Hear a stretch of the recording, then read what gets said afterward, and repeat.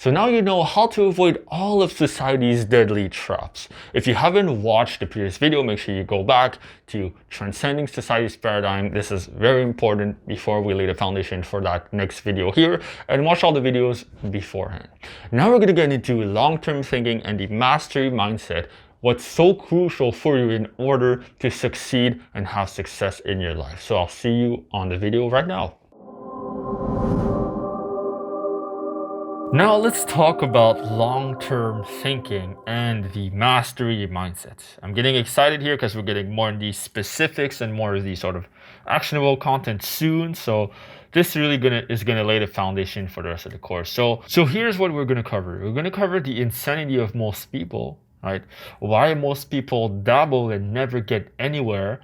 And we're gonna talk about the 10,000 hour benchmark rule. I'll explain to you in a second. So, you know, what most people do really, like what's the insanity of most people and why are people, going insane nowadays? And, why is everybody so lost and confused in their lives, right? The reason why is because, what most people do is that they will study a specific degree and, they'll go to school and they're like, oh, well, you know what, I don't really like that. And so they realize that this is not what they want. So, they just jump and join just take another degree, right? They study some other field and it's just like, there's not much thought put into it. It's like kind of decided on instinct, not really thought out. And it's sort of, what they do, whatever their parents, or their friends, told them would be the right thing to do, or what would make them the most money, right? So that's what they do.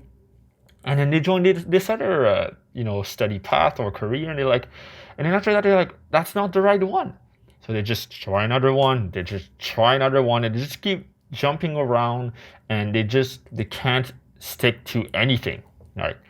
And that's crazy. Like you'll see people at school. I'll tell you a story of one of my acquaintances at school that, we were studying in college together in arts, actually, so he was studying arts, he was studying media arts, as we call it. And after college, he went to university. And what did he study in university?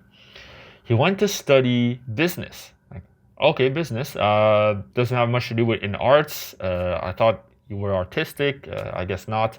I remember I saw him like a few years later after that. And I could tell that he would kind of like let himself go a bit physically. He started gaining some fat, and he wasn't looking healthy, let's just say. And that usually happens when you're going through some sort of crisis, or when something stressful happens in your life. It happens that you gain weight, and I think it happens to some people. And I asked him, oh, so what are you up to now? What do you do? And you know what he did?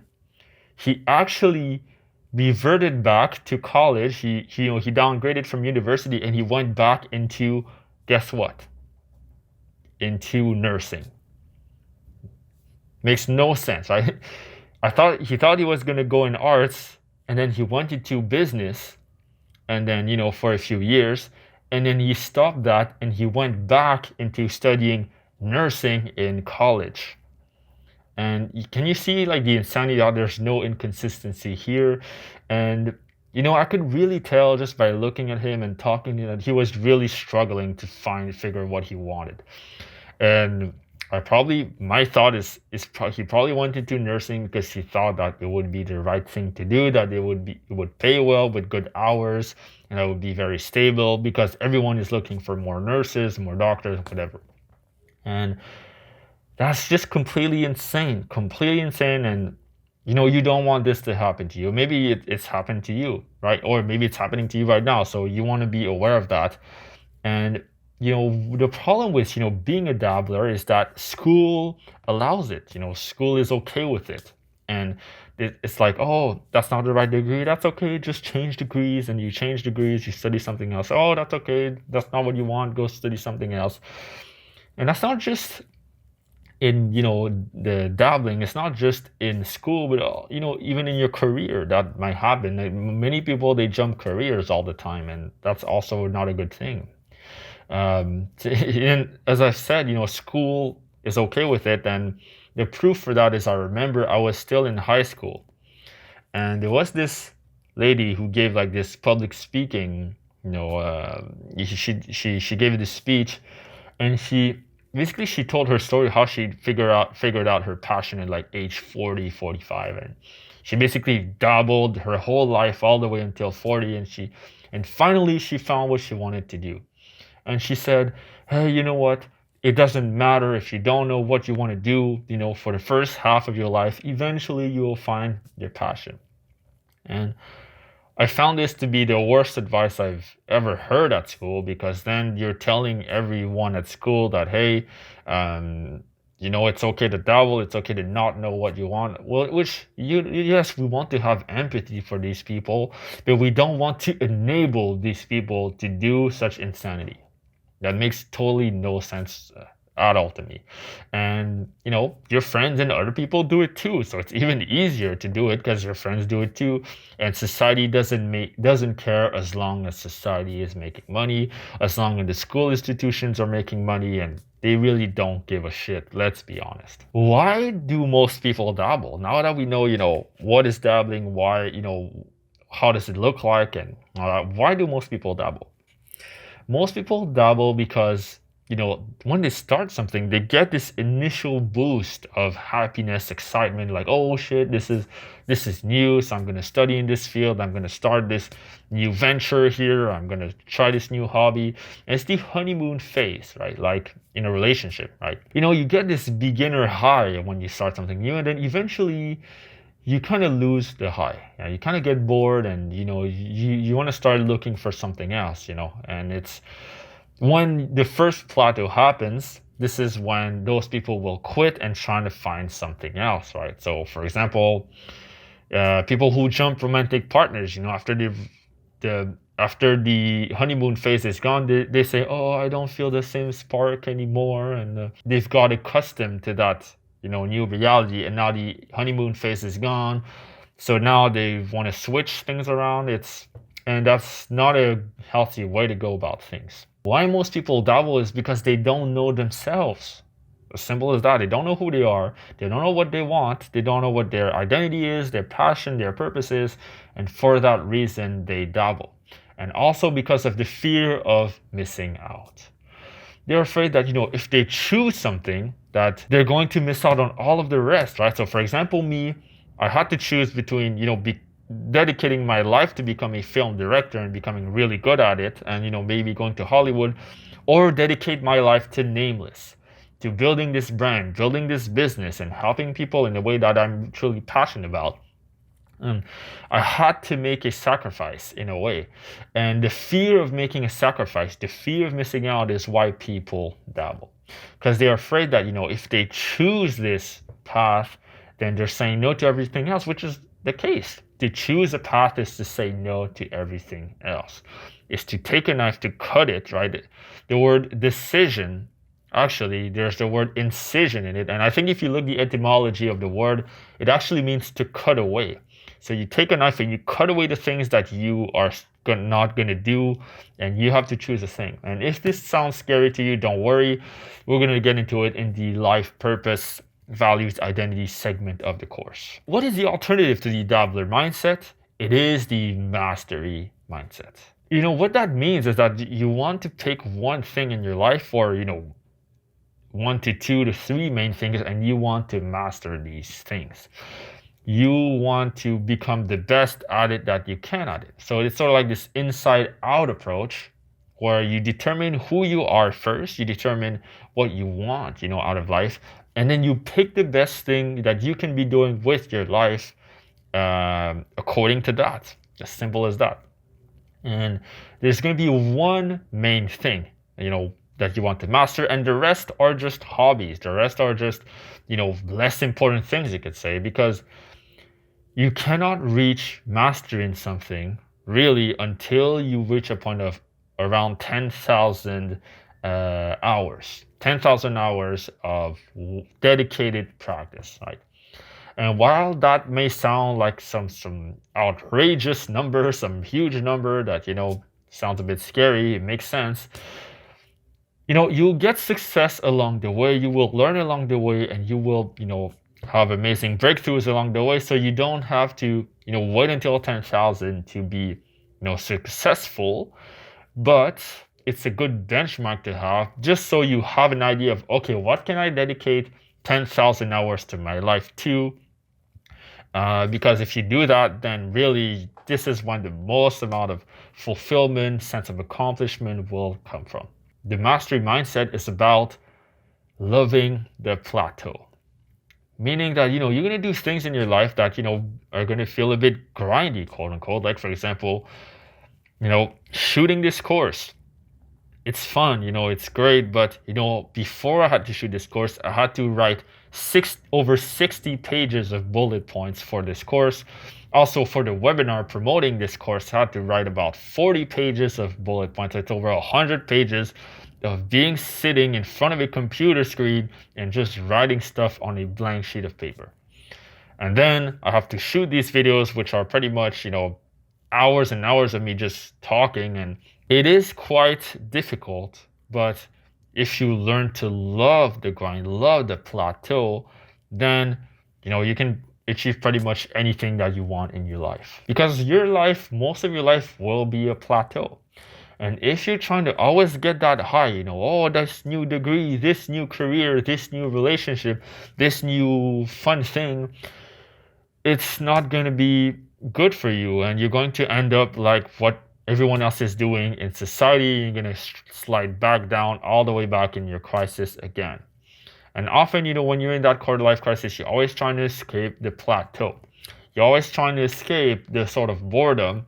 So you stimulate yourself, you watch Netflix, play video games, all that, anything to escape. But you have to do the opposite of escaping. Can you pick one thing in your life that you can do for the next 10 plus years? Me, I chose personal development. I chose YouTube. I chose making these videos.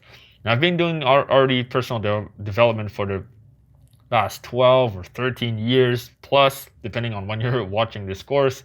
And this, this is well over 10 years for me. And, in terms of creating content and all that, maybe it's a bit less than 10 years, but it's still quite a long time. And I want to tell you, to inspire you, that my passion hasn't decreased, actually. My passion has really grown in a strange way. I've sort of become like a veteran of self-development, and I know so much about it that I know most concepts from a tip of my hand, or I can sort of, you ask me a question, I can make all these links in my head and tell you the best answer.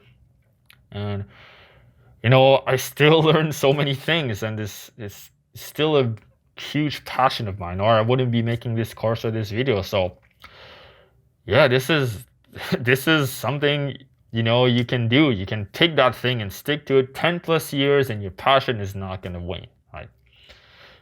Think of the OGs, Metallica, or the bands that have been singing or making music for 20, 30 years, and they're still making music. Pink Floyd.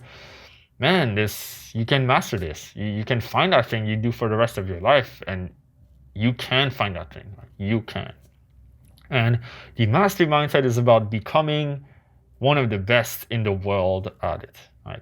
Because really, if you find that one thing that's unique to you, I don't see why you can't become, the absolute best in the world at that thing, right? Me, I'm the best in the world at being a masked vigilante life coach on the internet, because no one else in the world has done it. So I'm the best at it by definition. So you can become the best in the world at something. And the next step to the mastery mindset is to develop long-term thinking, right? And most people, the problem with most people is that they really think about, they only think in the short term. So they think, how much will I have to pay for the next month? Can I afford rent the next month, right? What will I wear today? What will I eat today? Am I going to buy takeout, or how much does it cost now? I need it now. Basically, it's all about now. What do I want now? I want to be happy now. I want to be full. I want to be entertained now. I'm going to watch Netflix, so I'm going to play video games, whatever. And this is what's going to keep you trapped in your quarter life crisis, or in your life right now, if you only think short term. So you want to move away from short-term thinking, and you want to go into long-term thinking. So instead, you ask yourself, well, what do I want out of life? in the next 10 to 20 years? How do I want to live my life when I'm 60, right? What legacy do I want to leave before I die or when I die? What is my purpose in life, and what do I want to achieve in my life, for the rest of my life? What do I want to accomplish in the next 5 years? What do I want to accomplish in the next year? Right? The next year, that's not super long term, but it's medium to long term. You want to start thinking in those bigger time increments. And what do I want to be remembered for? And long-term thinking is scary, because long-term thinking, it implies that you might be thinking about your own death, your own, when your life is going to end. And people don't want to look at that. They don't want to look at that because they're scared, and they want to escape it.